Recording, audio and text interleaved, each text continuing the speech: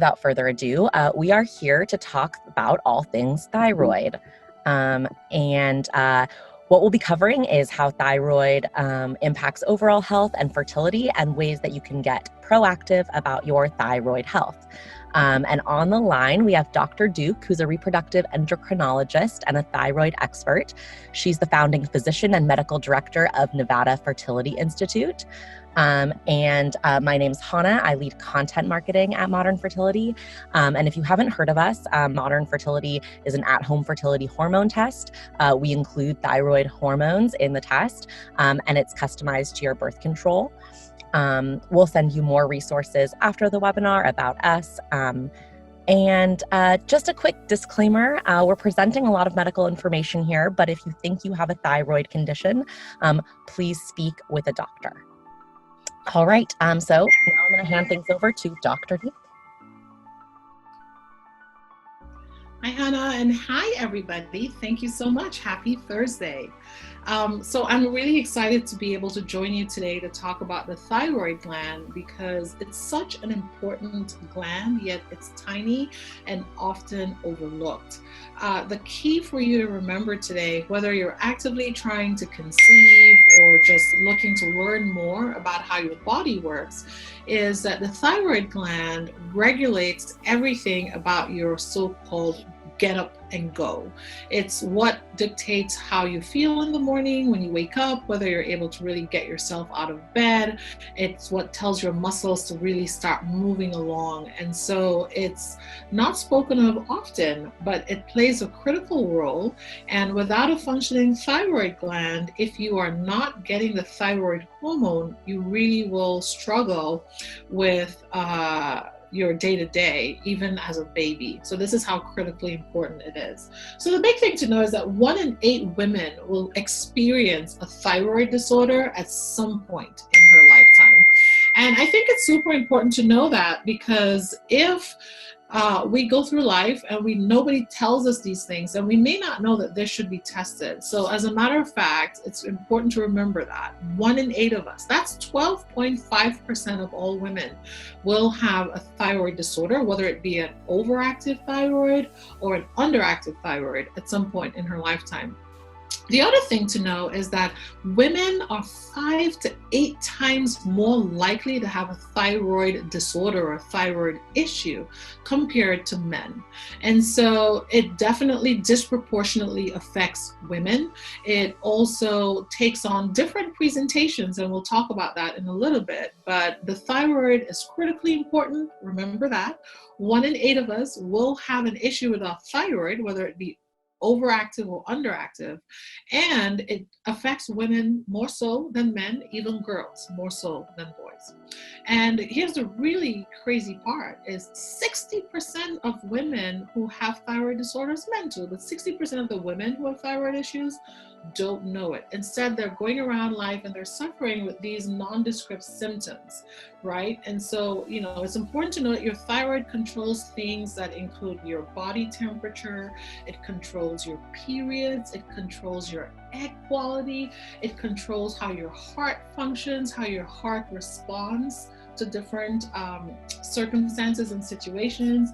It's important when you're pregnant for your baby's brain development. It's really important for that too, as well as playing other key roles for things like your bone health, your nervous system. If somebody's thyroid is underactive, they can start having nervous issues, particularly sensory issues, sensation, etc. And so today, we're going to now hone in on its impact with your period and your pregnancy risk and your chances of staying pregnant. But it's important to remember that even if you're currently not actively pursuing pregnancy, the thyroid plays such a critical role that it should be functioning at its peak. And if it's not functioning at its peak, it should be looked at and corrected so that you can have the best life and life quality that you can have. Now, you've heard me say thyroid disorder or issues with your thyroid. And that's because thyroid disorders can fall into one of 2 broad categories. So you can have an over active thyroid, meaning this gland sitting right here in front of your windpipe, your trachea. It's a butterfly-shaped gland. It can become overactive. So the thyroid gland secretes hormones known as thyroxine, right? And thyroxine is thyroid hormone, and it then leaves the thyroid gland via your bloodstream, and it goes to every single organ system in your body, every tissue system in your body.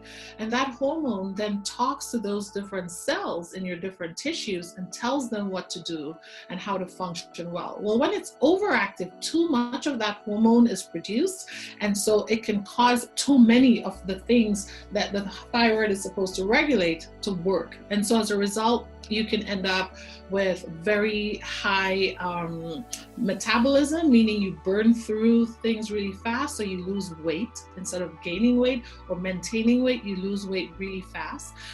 When it goes to the eyes, it's supposed to regulate how the eye muscles work. It can cause those eye muscles to sort of bulge, and so people with overactive or hyperthyroid characteristically tend to have sort of that bulging, glaring look with their eyes because of the impact it's having on their eyes. They feel very nervous, anxious, almost like a panic attack. And so if you're someone who never really suffered from panic attack or anxiety disorder, but out of the blue with no other inciting situation causing it, that might be a symptom of an overactive thyroid if it's also occurring at the same time where you're having weight loss, unintended weight loss, meaning if you're not trying to lose weight, but yet you're finding that you're dropping weight, you're feeling just anxious all the time, nervous, and there's no other underlying reason. It could be because you're overactive thyroid. Certainly, if you're suffering from overactive thyroid, one of the things that also changes is how your brain talks to your ovaries. And as a result, you actually end up, your periods either start spacing out really far or they go away completely. And that's called amenorrhea, which is your periods go away when your thyroid hormone is too high.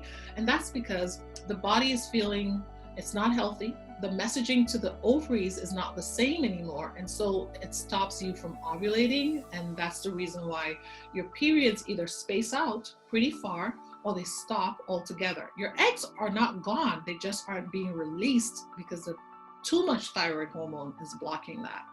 And so those are some of the really big things to know. The key way we test, the screening way we test the thyroid, whether it's overactive or underactive, is with a special hormone called TSH, thyroid stimulating hormone. Thyroid stimulating hormone is not made by the thyroid gland. It's actually made in your brain. It's made in your brain's hormone center. And so the brain's hormone center is called the pituitary gland. And so your pituitary gland releases thyroid stimulating hormone from the brain, and that in turn talks to your thyroid and tells it, hey, make thyroid hormone. Well, as you probably guessed, if your thyroid is working too hard, it's overactive, it's making too much thyroid hormone, then the center in your brain says, oh, that's too much. So it stops sending the signal to the thyroid. And as a result, the characteristic first thing that we see if someone has an overactive thyroid and we do a blood test to check is we notice that their TSH is very low. They have low TSH levels. And so those are the key things for overactive thyroid. Whereas the opposite to that is underactive thyroid. We certainly see more people with underactive thyroid than we do with overactive thyroid. Underactive thyroid or hypothyroidism is when the thyroid isn't functioning as its best, and so it's not making enough thyroid hormone, meaning the tissues aren't seeing enough thyroid hormone. As a result, the brain isn't seeing enough thyroid hormone, so in turn it increases its message to the thyroid, meaning the TSH levels go up, they go high, because the brain is like, hey, wake up, do something. We need more thyroxine, more thyroid hormone. And so if we screen for someone, when we check your thyroid, that's the first thing we're doing, is we're looking to see, is your TSH level under the range that we want it to be, the normal range, or is it above the normal range? And typically the normal range is somewhere between 1 and 4.5 milli international units. That's the normal range for normal everyday life. We actually use a different range when we're looking at women in the context of fertility. And that brings us to a sort of in between where we call it subclinical hypothyroidism or subclinical hyperthyroidism. In both cases, if you have hyper, which is overactive, or hypo, underactive thyroid, we want to know about it if you are trying to conceive, because it plays a key role in not only being able to ovulate. Like I said, if you're overactive thyroid, you're not ovulating because you're just not having periods or anything like that. It's shut down. With hypothyroidism, a similar thing happens, which is your brain again, now that it's sending so much of that signal to the thyroid saying, hey, I need more thyroxine hormone, it also sends another general signal that says, hey, we're not healthy enough to reproduce. And so as a result, your ovaries space out how they produce eggs, how they mature them and release them. And so women who have hypothyroidism also can struggle with ovulation. They tend to have actually heavy periods, which are menstrual cycles that are not connected anymore to ovulation. So they have these periods that run on, period that goes on for 3 weeks, 4 weeks, 5 weeks of just unbelievable, unstoppable bleeding. Whereas before, when they were ovulating, they bled for 4 or 5 days, then stopped and started a new cycle. But when there isn't that signaling going on to create new eggs for release, for ovulation rather, we're not making new eggs, but ovulating them, then you can see that. And so if you have an underactive thyroid, classic thing is you see weight gain because you're just not active anymore. Your metabolism slows down. And in the worst cases of hypothyroidism, one isn't even able to really get up out of bed. You're just slow. We call it slow motor function. It's slow to even lift your arm. It's just so hard to do everything because those tissues cannot work. You also notice changes in your mood because the brain is sensing the absence of this thyroxine, this thyroid hormone. So a lot of people describe feeling in a fog, feeling depressed, feeling sort of, I'm not sure what's going on, but I'm not myself. I'm just down. Your bowels, you have constipation, you have shivers, you have what we call heat and cold intolerance. So you're really cold when everybody else is feeling fine, or sometimes you're really hot when everybody else is feeling fine. So it's just, you can't tolerate. You notice your hair thinning out or falling out. You notice changes in your skin, changes in the elasticity of your skin as well. And so it's all really important to know this. The diseases that typically occur with underactive thyroidism is you can also have an autoimmune style, which is when your body's immune system goes after its own thyroid gland. And that's typically known as Hashimoto's disease.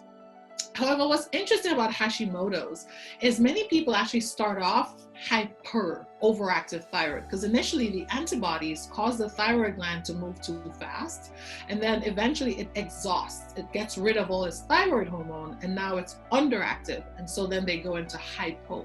So it's not uncommon for someone in the early stages of Hashimoto's to have an overactive thyroid that then becomes underactive. A lot of people, that confuses them because they're like, but I was told Hashimoto's is underactive thyroid. It is eventually, but many times Hashimoto's starts off as overactivity. And then, of course, lastly, as we go into now talking more about the menstrual side of things, we see a lot of thyroid disorders, particularly underactive thyroid, associated with other hormonal imbalances in the body. So in the cases of women with diabetes have been shown to have thyroid issues. Women with PCOS or polycystic ovary syndrome also have issues with their thyroid. They tend to, you see them coinciding or coincident together. You can also see it in the context of someone who's having a prolactinoma or a tumor in the brain, in the hormone center that's making prolactin. They can be connected as well. And so those are some of the more common ones. And of course, anyone with a history of autoimmune disease, whether it be lupus, Sjogren's, multiple sclerosis, myasthenia gravis, rheumatoid arthritis, those patients are also at increased risk. Type 1 diabetes, autoimmune disease, those patients are also at increased risk for having autoimmune type thyroid disease, which again can start off with overactive thyroid and then become underactive. And so those are some of the cases that we really want to know about. Now, more specifically, when you're someone who is trying to get pregnant,